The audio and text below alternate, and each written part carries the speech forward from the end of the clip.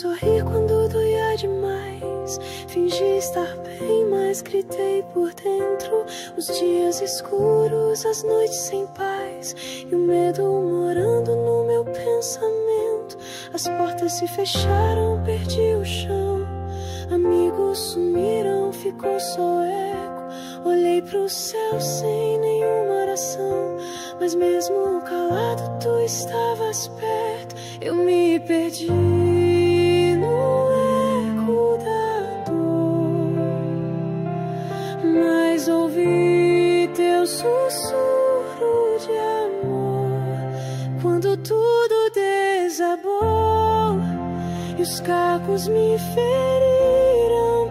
Tua mão me levantou, mesmo quando eu já não cria.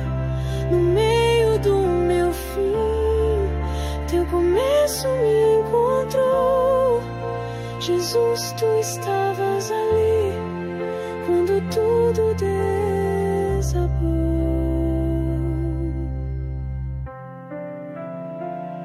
Caminhei entre restos do que fui um dia. Tentei entender por que tudo partiu, mas o teu silêncio não foi ausência, foi abrigo no tempo que a dor construiu. No vale escuro, sem direção, teu amor me guiou com tua mão.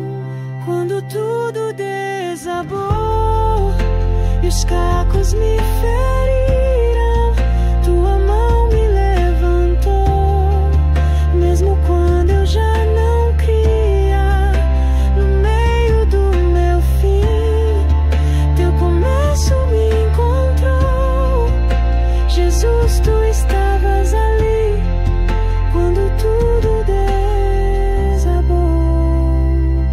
Não foi o fim, era o teu recomeço. A dor me levou direto aos teus braços. O que parecia ruína e desprezo se tornou um lar nos teus passos.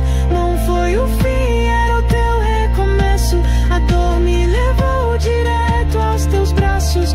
O que parecia ruína e desprezo se tornou um lar nos teus passos.